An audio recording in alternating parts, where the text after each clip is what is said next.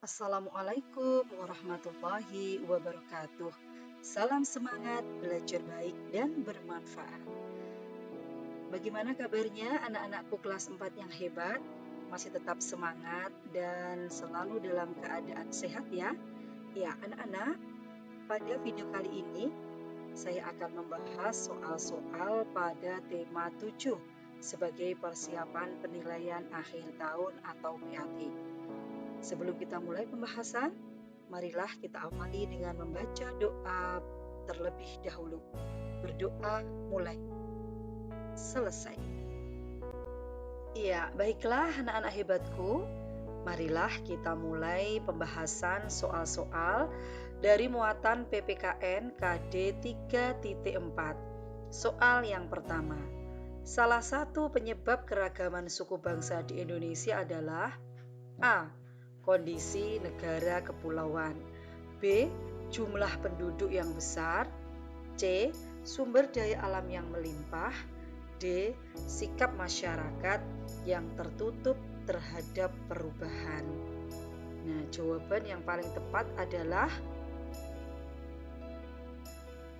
kalau B, C maupun D tentu saja tidak ya. Jawaban yang paling tepat adalah A. Mengapa kondisi negara kepulauan ini bisa menyebabkan keragaman suku bangsa di Indonesia? Ya, karena banyaknya pulau-pulau yang ada di Indonesia ini menyebabkan penduduk yang menempati pulau tersebut atau sebagian dari pulau tersebut ini tumbuh menjadi satu kesatuan suku bangsa, sehingga pulau yang satu ini suku bangsanya berbeda dengan pulau yang lain. Berikutnya soal yang kedua. Agama Hindu masuk ke Indonesia dibawa oleh para pedagang dari A. Eropa, B. Gujarat, C. Cina, D. India. Ya, kita bahas satu persatu.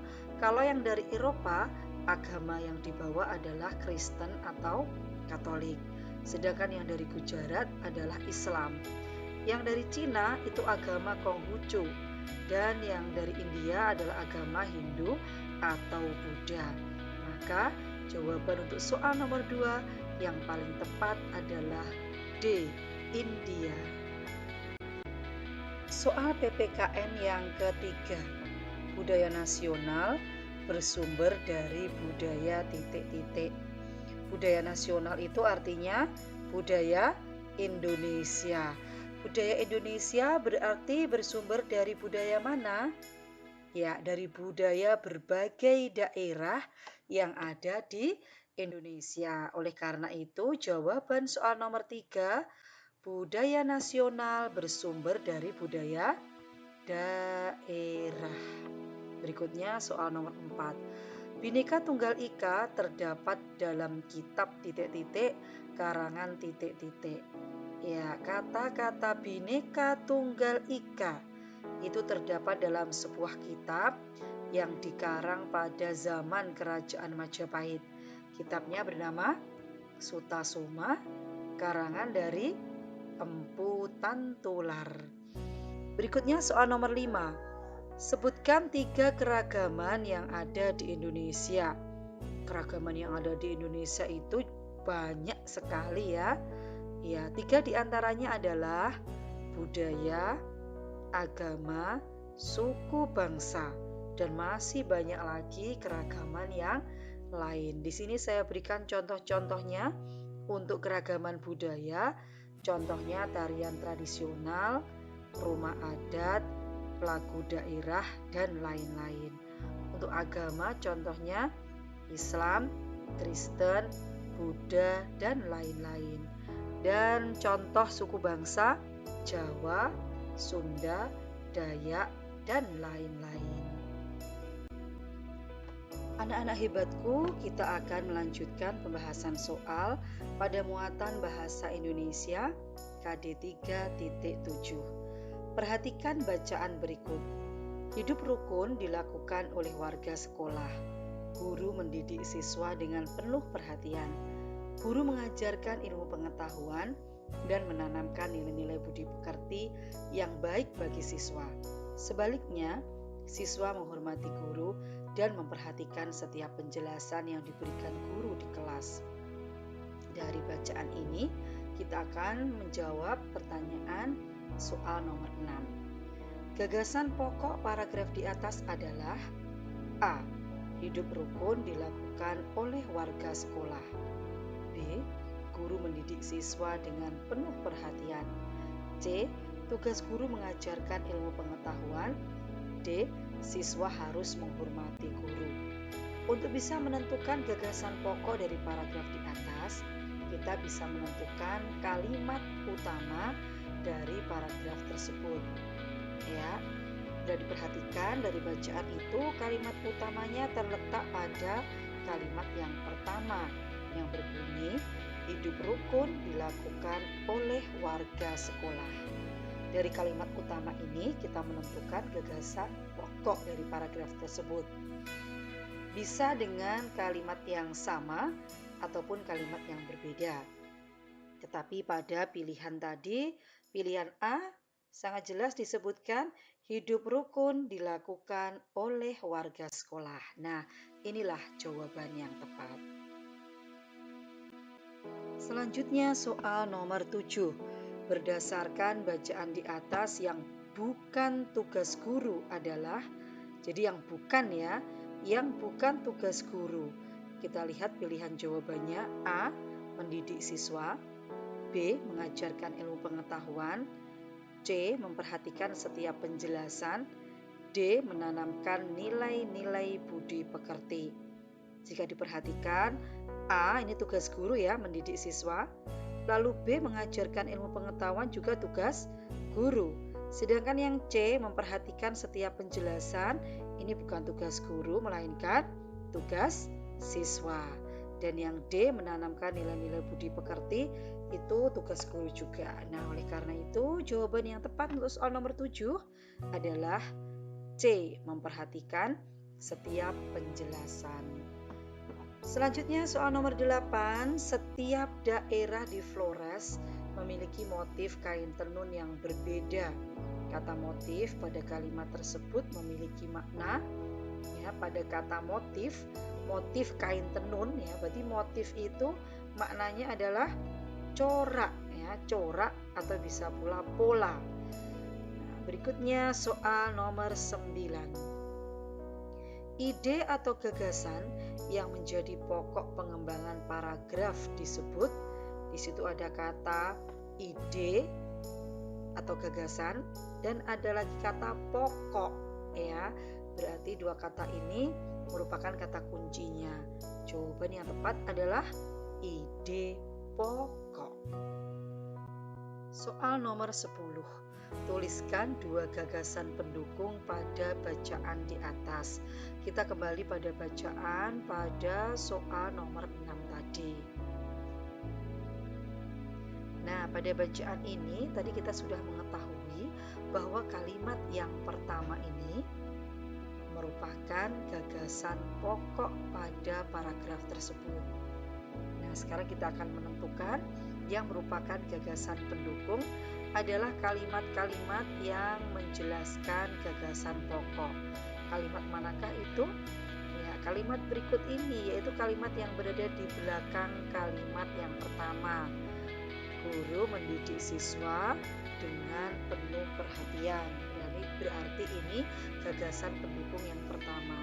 Gagasan pendukung yang kedua adalah guru mengajarkan ilmu pengetahuan dan menanamkan nilai-nilai budi pekerti yang baik bagi siswa.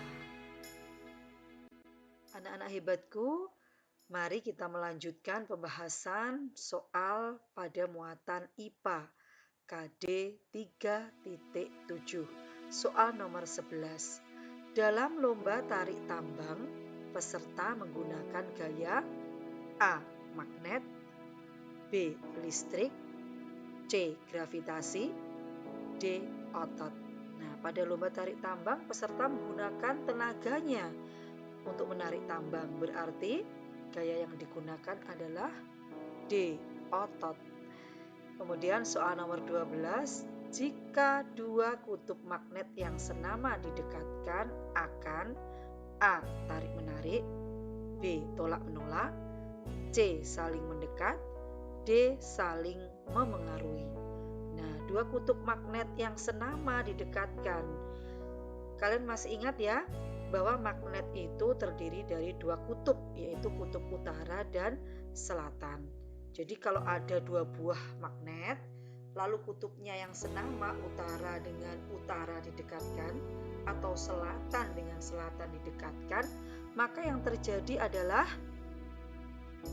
tolak menolak. Jadi jawabannya adalah B. Kalau yang tarik menarik itu apabila dua kutub magnet yang tidak senama didekatkan. Jadi misalkan utara dengan selatan atau sebaliknya selatan dengan utara, maka yang terjadi adalah tarik menarik. Anak-anak hebatku, kita lanjutkan pembahasan pada soal nomor 13. Gaya yang bekerja saat uang logam dilempar ke atas dan terjatuh ke tanah adalah gaya gravitasi. Iya, apapun benda yang kita lempar ke atas bisa kembali ke tanah lagi, itu karena ada gaya gravitasi.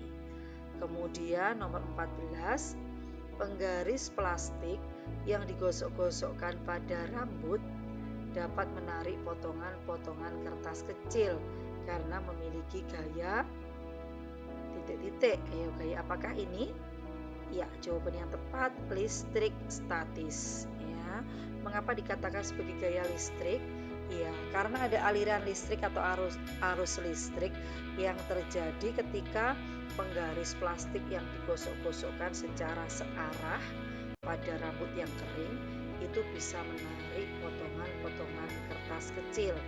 Tetapi karena sifatnya hanya sementara, maka disebut sebagai gaya listrik statis. Kemudian nomor 15, sebutkan 3 manfaat gaya listrik. Ya, listrik ini manfaatnya banyak sekali dalam kehidupan kita sehari-hari. 3 diantaranya adalah untuk menyalakan lampu, menghidupkan alat-alat elektronik, dan menyalakan mesin-mesin industri. Kita lanjutkan pembahasan pada muatan IPS KD 3.2 soal nomor 16. Berikut ini yang merupakan suku bangsa dari Jawa Timur adalah A. Baduy dan Sunda, B. Tengger dan Osing, C. Jawa dan Samin, D. Betawi dan Jawa. Nah, kita bahas satu persatu. Untuk pilihan A, Baduy. Baduy itu dari Banten ya, jadi dari provinsi Banten. Sedangkan Sunda itu bisa dari provinsi Banten, bisa pula dari Jawa Barat. Pilihan yang B, Tengger, itu tinggalnya di Gunung Bromo ya. Jadi suku Tengger itu tinggalnya di Gunung Bromo. Gunung Bromo ada di Jawa Timur. Dan Osing itu adalah suku yang terdapat di Banyuwangi, dan Banyuwangi juga terdapat di Jawa Timur. Oleh karena itu jawaban yang tepat adalah B. Kita sudah menemukan jawabannya. Untuk yang C bagaimana? Ya, tidak ada salahnya kita bahas ya. Untuk yang C, Jawa dan Samin ini berasal dari Jawa Tengah. Sedangkan yang D, Betawi dan Jawa, kalau Jawa sudah jelas bisa Jawa Timur, bisa Jawa Tengah, tetapi kalau Betawi dari Jakarta ya. Jadi sekali lagi untuk jawaban yang tepat nomor 16 adalah B, Tengger dan Osing. Berikutnya soal nomor 17. Berikut adalah jenis aktivitas ekonomi kecuali ya. Kita sudah tahu ya bahwa jenis aktivitas ekonomi itu ada 3, yaitu produksi, distribusi, dan konsumsi. Nah, di sini ada pilihan A produksi, B distribusi, C industri, D konsumsi. Berarti yang bukan merupakan jenis aktivitas ekonomi adalah C industri. Lanjut soal nomor 18. Guru Polisi dan penjahit adalah kegiatan ekonomi di bidang titik-titik. Guru, polisi, dan penjahit ini adalah 3 jenis pekerjaan yang tidak menghasilkan barang, melainkan berupa jasa. Oleh karena itu, jawaban nomor 18 adalah di bidang jasa. Berikutnya nomor 19. Usaha mengubah bahan mentah menjadi barang setengah jadi atau barang jadi disebut usaha seperti ini ya. Dari bahan baku atau bahan mentah yang kemudian diolah sehingga menjadi barang setengah jadi atau barang jadi, maka kegiatan ini disebut sebagai usaha industri. Dan soal nomor 20, berilah contoh aktivitas perikanan budidaya. Nah, aktivitas di bidang perikanan itu ada 2 jenis ya, yaitu perikanan tangkap dan budidaya. Nah, apa contohnya? Nah, perhatikan di sini. Ya, jenis perikanan yang pertama namanya perikanan tangkap. Ini contohnya adalah nelayan menangkap ikan di laut. Sedangkan untuk yang perikanan budidaya, menjawab pertanyaan nomor 20, itu contohnya adalah perikanan darat dan perikanan payau. Untuk perikanan darat contohnya adalah lele, emas, nila, mujair. Jadi ikan-ikan yang dibudidayakan pada perikanan darat. Sedangkan untuk perikanan payau yang menggunakan air payau, itu jenis hewannya adalah udang, bandeng, dan kerapu. Anak-anak hebatku, kita masuk pada pembahasan muatan yang terakhir, yaitu muatan SPDP. Untuk muatan SPDP ini ada 3 KD. KD yang pertama adalah KD 3.2. Soal nomor 21. Lagu daerah yang berjudul Ampar-Ampar Pisang dinyanyikan dengan tempo ya. Beberapa jenis lagu daerah itu dinyanyikan dengan tempo sedang, agak cepat ya. Di sini pilihannya A largo, B lento, C moderato, D allegro. Nah, di antara pilihan ini yang merupakan tanda tempo yang berarti sedang agak cepat adalah moderato. Berarti jawabannya C. Berikutnya soal nomor 22. Lagu Satu Nusa Satu Bangsa diciptakan oleh Satu Nusa Satu Bangsa. Nah, siapa penciptanya? Penciptanya adalah El-Mani. Dan soal nomor 23, tuliskan syair pertama lagu Bubui Bulan.